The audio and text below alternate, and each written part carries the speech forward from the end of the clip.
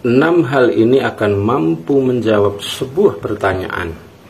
Kenapa ketika tanaman cabai terkena antraknosa itu sangat sulit untuk dikendalikan?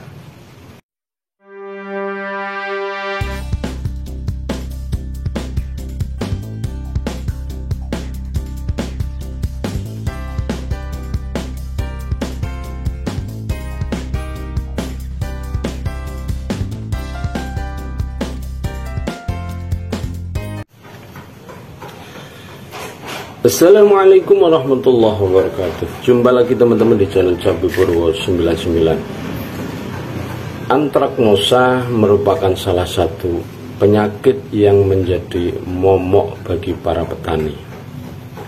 Ketika antraknosa pada tanaman cabai itu sulit untuk diatasi, sulit untuk disembuhkan, mungkin ada beberapa hal kesalahan yang perlu kita perhatikan, teman-teman.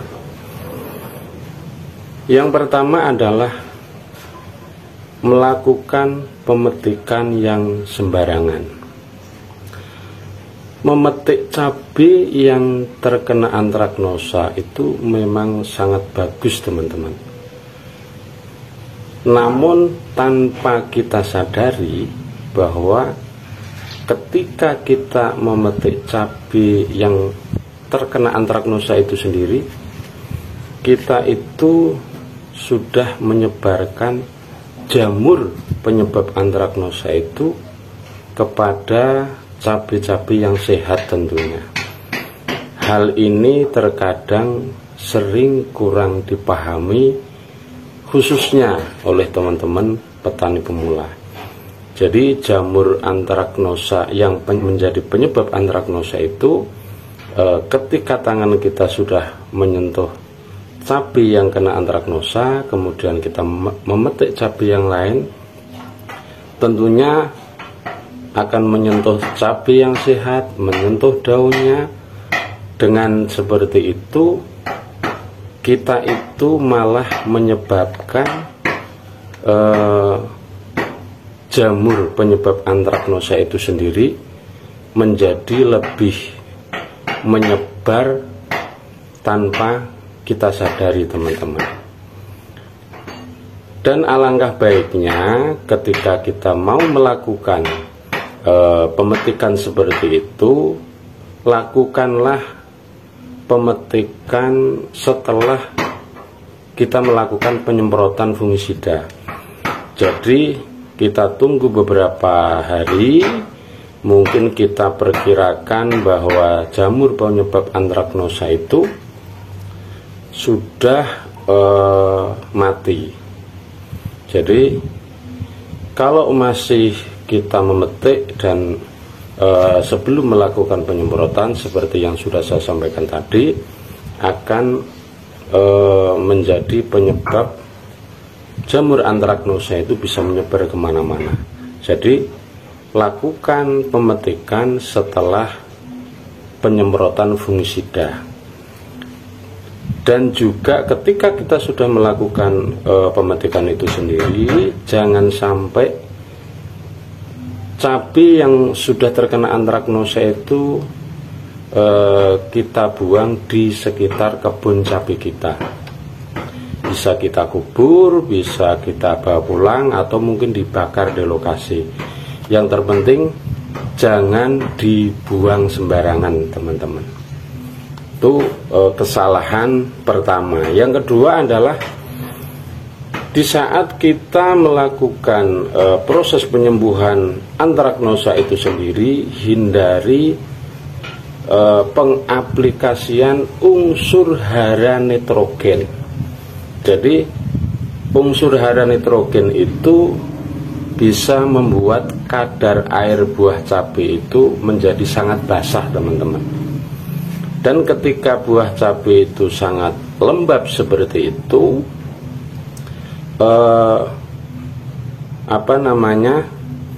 penyakit atau jamur penyebab antraknosa itu akan lebih cepat berkembang biak. Jangan sampai di saat kita melakukan penyembuhan seperti itu mengaplikasikan unsur hara nitrogen seperti urea, seperti ZK, dan juga ketika di saat cabai itu sudah mulai berbuah, memang alangkah baiknya juga bukan hanya menjadi sumber adanya jamur antraknosa itu sendiri, juga terkadang menjadi sumber penyakit-penyakit yang lain, teman-teman. Sehingga lebih baik di saat cabai itu lagi sudah mulai berbunga, sudah berbuah, jauhi dulu unsur hara nitrogen, apalagi di saat penyembuhan antraknosa, teman-teman. Kemudian yang ketiga adalah pemberian bahan aktif secara single. Jadi fungisida itu kan tentunya ada yang kontak, ada yang sistemik, teman-teman. Jadi alangkah baiknya kita memberikan fungisida itu kedua-duanya, baik secara kontak, baik dan juga secara sistemik. Secara sistemik akan bekerja dari dalam, karena cara kerja sistemik itu akan masuk ke seluruh jaringan tanaman itu sendiri, termasuk ke buah cabai. Jadi bisa membunuh jamur dari dalam yang sudah masuk ke dalam buah cabai itu sendiri, teman-teman. Dan juga perlunya memasukkan yang sifatnya kontak, karena akan bisa membunuh atau melemahkan jamur yang berada di luar buah cabai itu sendiri. Kemudian kesalahan yang keempat adalah kita kadang-kadang kurang disiplin dalam melakukan penyemprotan. Jadi kalau kita lagi menangani antraknosa itu, jangan hari ini nyemprot, kemudian 6, 7, 8 hari baru nyemprot lagi. Jadi termasuk kesalahan kita, kadang-kadang keteledoran kita itu kurang disiplin dalam penyemprotan. Jadi ketika kita lagi melakukan penyembuhan seperti ini, usahakan bahwa penyemprotan itu 2 hari sekali atau 3 hari sekali, dengan tujuan agar kalau misalnya kemarin kurang merata, mungkin di hari keduanya akan lebih merata. Mungkin di hari saat kita pertama melakukan penyemprotan, jamur penyebab antraknosa itu belum mati atau masih pingsan. Ketika kita semprot lagi, sebelum jamur itu tumbuh atau hidup lagi, sudah terkena penyemprotan lagi, dan bisa mungkin jamur itu akan mati, teman-teman. Sehingga perlunya kita melakukan penyemprotan dengan disiplin. Kemudian yang kelima adalah hindari dulu kita mengaplikasikan fungisida yang ada ZPT-nya, teman-teman. Jadi di saat kita melakukan penyembuhan antraknosa itu, ketika kita melakukan ZPT itu ibarat kita lagi terkena luka, atau misal saja yang umum itu terkena bisul. Tentunya kita menghindari ada memasukkan makanan seperti telur atau ikan yang biasanya akan menambah parahnya penyakit kita, teman-teman. Karena itu sebuah kesalahan besar menurut saya ketika di saat proses penyembuhan kita malah memasukkan zat pengatur tumbuh pada tanaman cabai kita. Makanya seharusnya di saat yang seperti itu perlu sangat dihindari, teman-teman. Kemudian yang terakhir adalah pemberian kalsium yang overdosis. Kalsium itu memang sangat dibutuhkan sekali oleh tanaman cabai, karena termasuk manfaat dari kalsium itu diantaranya adalah memperkuat dinding sel tanaman juga, dan juga menguatkan imun atau antibodi pada tanaman cabai.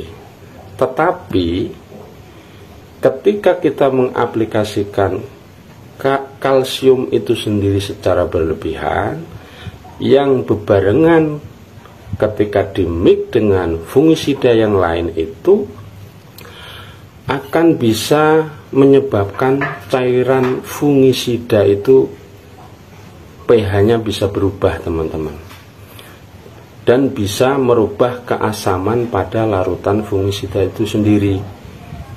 Sehingga ketika kita melakukan penyemprotan fungisida yang kita aplikasikan itu tentunya kurang efektif cara kerjanya. Karena itu ketika kita mau melakukan pemberian kalsium, cukup dikasih 1 sendok atau 2 sendok itu maksimal. Jadi jangan terlalu banyak-banyak. Oke teman-teman, kesimpulan dari video ini adalah jangan sampai kita melakukan 6 kesalahan agar di dalam menangani penyembuhan antraknosa pada tanaman cabai kita itu bisa sembuh total, agar kita bisa panen sesuai apa yang menjadi harapan. Kesimpulan rangkuman dari video ini adalah 6 kesalahan yang sering terjadi, yang sering kita lakukan adalah: pertama, kita sering metik cabai yang terkena antraknosa itu sembarangan. Yang kedua, pemberian unsur hara nitrogen. Yang ketiga, pemberian bahan aktif secara single. Kemudian melakukan penyemprotan yang tidak disiplin. Yang nomor 5, memakai fungisida yang ada ZPT-nya. Nomor 6 adalah pemberian unsur hara kalsium secara overdosis. Oke teman-teman, semoga sedikit informasi sharing hari ini bermanfaat bagi teman-teman semuanya dimanapun Anda berada. Terutama bagi teman-teman ada juga petani pemula yang kadang-kadang belum begitu paham tentang bagaimana caranya mengendalikan dan juga menyembuhkan penyakit antraknosa itu sendiri, teman-teman. Oke teman-teman, salam sukses, salam dari pinggir alas Purwo. Assalamualaikum warahmatullahi wabarakatuh.